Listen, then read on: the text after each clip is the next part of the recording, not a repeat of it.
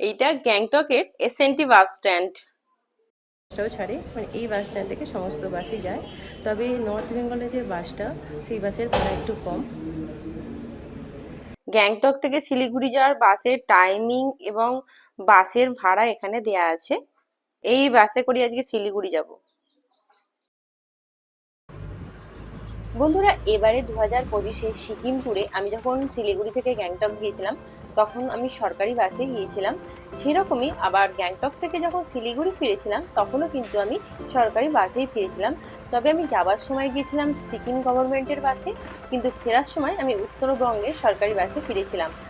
আর সিকিম গভর্নমেন্টের যে বাসটা ছাড়ে সেই বাসের তুলনায় কিন্তু এই উত্তরবঙ্গের বাসের টিকিটের মূল্য কিন্তু খুবই কম ছিল। আর বন্ধুরা, এই বাসটা গ্যাংটক থেকে কখন শিলিগুড়ির উদ্দেশ্যে রওনা দেয় আর কিভাবে টিকিট বুক করবে সেই সমস্ত তথ্য আমি আজকে ভিডিওতে তোমাদের সঙ্গে শেয়ার করব।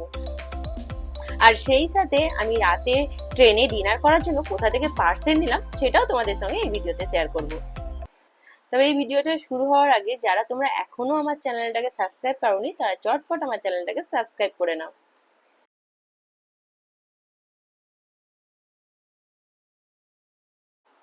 আমার সিকিম গ্যাংটক ট্যুর এখানেই কমপ্লিট। আর আজকে আমি গ্যাংটক থেকে ফিরে যাব শিলিগুড়ি। আর আজকেও কিন্তু আমি সরকারি বাসে করেই যাব, কিন্তু আজকে আমি উত্তরবঙ্গে যে সরকারি বাস ছাড়ে এসএনটি বাস স্ট্যান্ড থেকে, মানে গ্যাংটকের এসএনটি বাস স্ট্যান্ড থেকে, সেই বাসে করে যাব শিলিগুড়ি।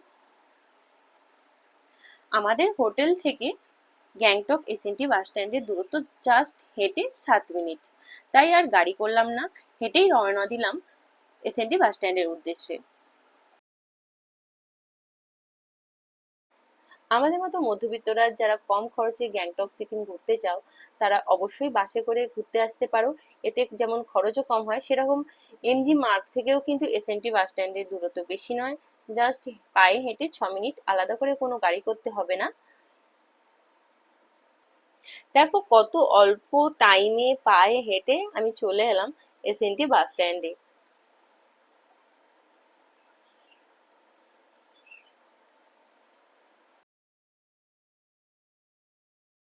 বন্ধুরা, এখানেই আমার গ্যাংটক সিকিম ট্যুর সমাপ্ত। এবার বাড়ির উদ্দেশ্যে রওনা দেবো। আমি চলে এসেছি এসএনটি বাস স্ট্যান্ডে। এখান থেকে আমি নর্থ বেঙ্গলের যে বাসটা গ্যাংটক থেকে ছেড়ে যায় শিলিগুড়ির উদ্দেশ্যে, সেই বাসে করেই আমি যাব শিলিগুড়ি। আর ওই যে নীল রঙের বাসটা, ওটা নর্থ বেঙ্গল স্টেট বাস, ওটা একদম এসএনটি বাস স্ট্যান্ড থেকে যায় শিলিগুড়ি।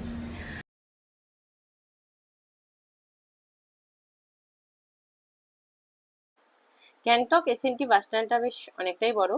ওইদিকে বাসের টাইম এবং বাসের ভাড়ার লিস্টটা দেয়া আছে, দেখো। এই বাস কিন্তু রেড বাস অ্যাপ থেকেও বুক করা যায় বা ডাইরেক্ট এসেও টিকিট কাটতে পারো, তবে আগে থাকতে বুকিং করলে সুবিধা হয়।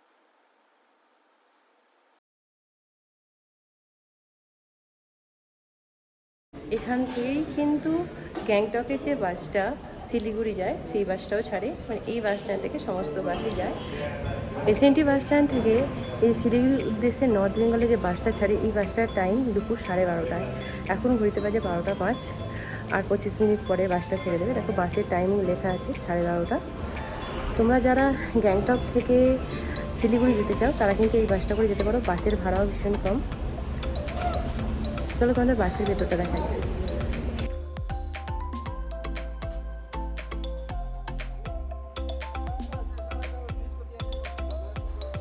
বাসটা কিন্তু সুপার লাক্সারি বাস না হলেও অনেকটাই বড় এবং সিটগুলো খুবই কমফোর্টেবল।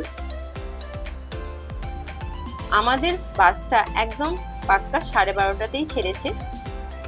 12:30টার পরে আরেকটা বাস রয়েছে যেটা 2টোর সময় রয়েছে। সারাদিনে এই দুটো নীল রঙের বাসই এসএনটি বাস স্ট্যান্ড থেকে চলে।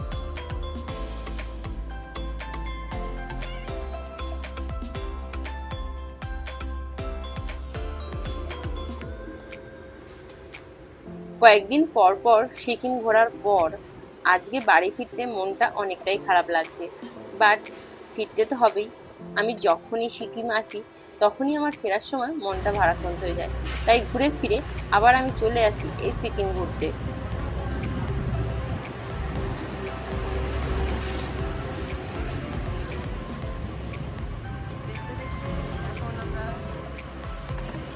এই নর্থ বেঙ্গলের বাসে ভাড়া কিন্তু 190 টাকা করে।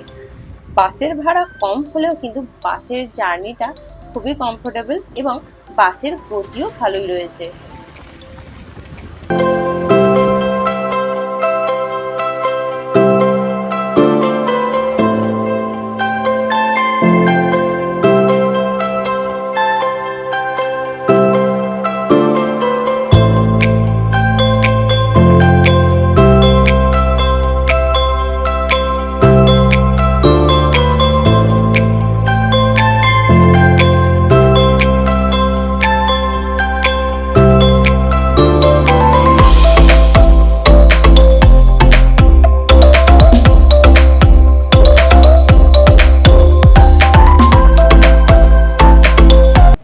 আর আমরা এসে পৌঁছালাম রংপুরে।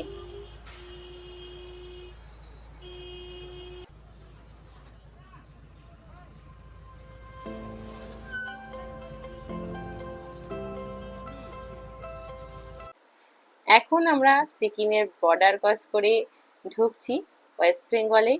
টাটা সিকিম আবার ঘুরতে আসবো।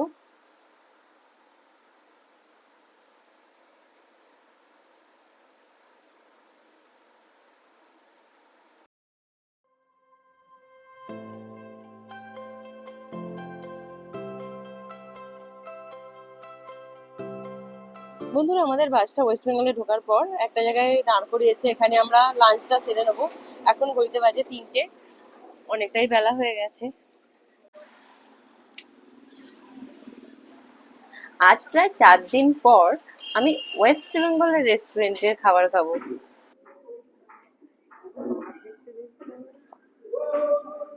বন্ধুরা, আমার লাঞ্চ চলে এসেছে। আমি চিকেন থালির অর্ডার করেছিলাম। চটপট লাঞ্চটা সেরে নিই, আবার রওনা দেবো শিলিগুড়ির উদ্দেশ্যে।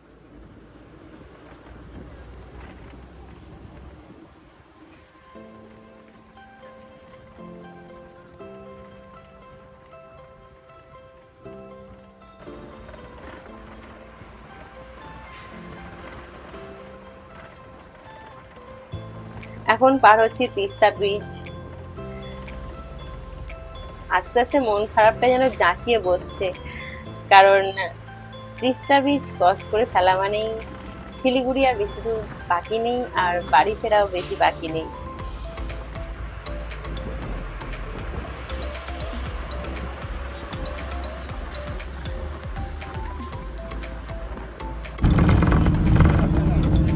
পাহাড়, নদী শেষ, এবার জঙ্গল শুরু।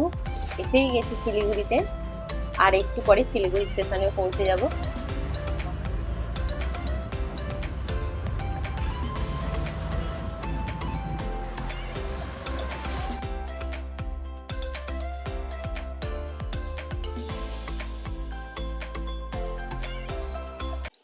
বন্ধুরা, অবশেষে এসে পৌঁছে গেলাম শিলিগুড়ি স্টেশনে।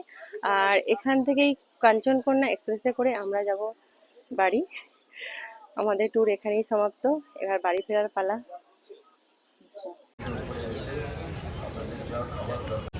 বন্ধুরা, শিলিগুড়ি স্টেশনে একটা দারুণ ব্যবস্থা করেছে, যে একটা রেল কোচের ব্যবস্থা করেছে।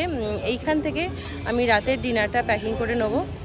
দেখি ভেতরে কি আছে। জায়গা চুপ চুপ করে বসে যান এবং ভালো করে আপনি এখানে ওয়েটিং করুন আপনার ফ্যামিলির সঙ্গে, পুরো গ্রুপের সঙ্গে আপনি আসুন এবং এখানে বসুন। নমস্কার। শিলিগুড়ি রেস্টুরেন্টটা বেশ অনেকটাই বড়, আর যাত্রীদের কাছে এটা সব থেকে বেশি সুবিধাজনক। কারণ আপনারা যদি শিলিগুড়ি থেকে ট্রেন ধরতে চান, তাহলে যদি খাবার নিতে চান, তাহলে আপনাকে বাইরে বেরিয়ে কোনো রেস্টুরেন্ট থেকে খাবার নিতে হবে না। এখান থেকেই আপনারা সুস্বাদু এবং ফ্রেশ খাবার পেয়ে যাবেন। রেস্টুরেন্টে ঢুকেই সামনেই রয়েছে কাউন্টার। এখানে আগে কি খাবার নেবেন সেটা অর্ডার করতে হবে এবং বিল পেমেন্ট করতে হবে। তারপরে আপনাকে ট্রেনের টাইমটা বলে দিতে হবে, যে আপনি কোন টাইমে ট্রেনে উঠবেন, সেই টাইমের মধ্যে আপনাকে খাবার প্যাকিং করে দিয়ে দেবে। ভারতীয় রেল কিন্তু শিলিগুড়ি স্টেশনে এই রেস্টুরেন্টটা করে একটা দারুণ ব্যবস্থা করেছে। আমাদের মতো যাত্রীদের যারা ডিনার নিতে অসুবিধা হয়, বাইরের খাবার খেলে অসুবিধা হয়, তাদের পক্ষে এইখান থেকে যদি ডিনার প্যাকিং করে নেওয়া হয়, তাহলে কোনো অসুবিধাই হবে না।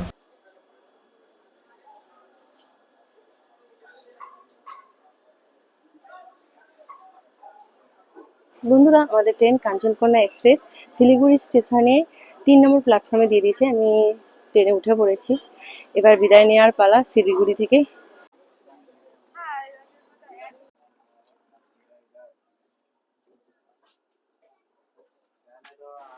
আজকে আমার সিটটা পড়েছে সাইড আপারে। ভালোই হলো যে রাতের বেলা বাইরে তো দেখার কিছু নেই, আরামসে ঘুমোতে ঘুমোতে বাড়ি ফিরতে পারবো। মনটা ভীষণ খারাপ, ভীষণ খারাপ। এখন আমাদের ট্রেনটা শিলিগুড়ি স্টেশন থেকে ছেড়ে বেরিয়ে যাচ্ছে। Tata, bye bye Siliguri.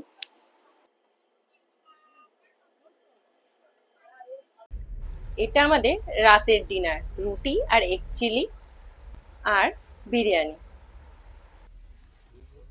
বন্ধুরা, অনেক রাত হয়েছে, এবার ডিনারটা সেরে নেবো। দেখি শিলিগুড়ি রেল কোচ থেকে যে খাবারগুলো এনেছি সেগুলো কিরকম হয়। রেল কোচের খাবারগুলো কিন্তু খুবই সুস্বাদু। তোমরা যখন শিলিগুড়ি দিয়ে যাবে তখন এখান থেকে অবশ্যই খাবার নিও। খাবারের কোয়ালিটিও খুব ভালো আর টেস্টিও আছে।